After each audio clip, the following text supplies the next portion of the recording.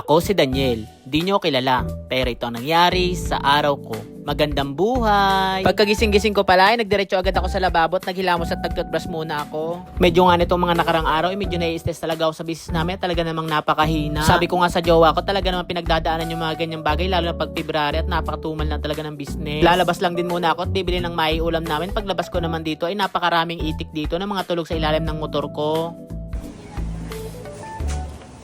Ay, daming tulog. Daming tulog. Ba't kayo dyan natutulog?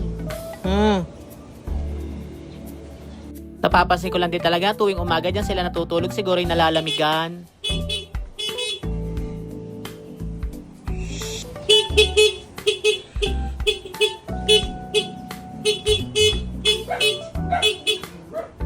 Nakarating na rin pala ako dito sa paligid, tumingin lang din ako ng maiulam at bumili na lang din ako ng manok na konti at isisigang ko na lang. Nasa halos ilang araw na rin naman akong hindi nakakapagsigang at medyo malamig din naman ang panahon dito sa amin. Dumaan na rin pala ako dito sa bilihan ng bigas, bumili na rin ako ng ilang kilo. Halos hindi na rin ako nakapamili ng maiulam ko at nakita ko lang din itong buko at bumili ako at sarap nitong mai-juice. Hindi na rin pala ako bumili ng maiulam ko at magkakamote na lang ako, kamuting kahoy na lang at saka kamote ang lulutuin ko. Medyo naghintay nga lang din ako ng ilang oras, wala pala dito si nanay at yung tendera niya ang tumitingin dito. Kadalasan din talaga pag nauumay na ako sa aking ulam ay hindi na ako kumakain at bumibili na lang din na talaga ako minsan ng saging o kaya kamote, nilalaga ko na lang. Pagkadating ko pala dito sa bahay, nakaabang agad si Dira at gusto talaga sumalubong sa akin. Kaya pala ang binaba ng kanyang papa ay dumumi daw sa kulungan niya at medyo madumi na rin yung kanyang kulungan kaya nilinisan ko na lang din muna. Tuwing umaga din talaga ay pinapalitan ko yung potty tray niya at kakaiba talaga yung amoy ng ihi niya at napakatapang. After ko lang din pala maglinis, nag-asikaso na ako at magluluto na ako at tanghali na rin. Ito ang nabili kong bigas na kaunti, isasalin ko na dito sa lagayan at para hindi pa tapon-tapon pag magsasaing kami. Nasa halos anong oras na rin kasi kami nakatulog at nagbantay ka ng business namin kaya late na rin kaming nagising at medyo tanghali na talaga. Noong mga nakarang araw ko pa rin kasi nakita tong orange sa kamote na to at kaya ito na lang din ang binala kong bilhin at medyo matagal na rin naman kasi akong hindi kumain ito kaya ito na lang din ang kakainin ko at masarap din naman to at nakakabusog din naman. Niluto ko na rin pala yung ulam ng jowa ko at kinisa ko na lang din muna tong bawang at kamatis at sibuyas at nilagyan ko na rin ng tubig at mamaya naman ay okay na rin ito at makakain na kami. Nakabili pala ako kanina ng buko at tinasikaso ko na at para pagkain namin ay maiinom kami. Medyo namimiss ko na rin kasing uminom ng bukot, halos nasa ilang buwan na rin kami kasing hindi nakakabili nito. Binibilang ko kasi si nanay, minsan lang din nagtitinda nito at pag nakakita ko may tinda nito ay talagang bumibilaw kahit isang piraso man lang. Naalala ko nga lang din talaga dun sa probinsya, talaga naman pag meron doon ay unlimited kang makakakain nito.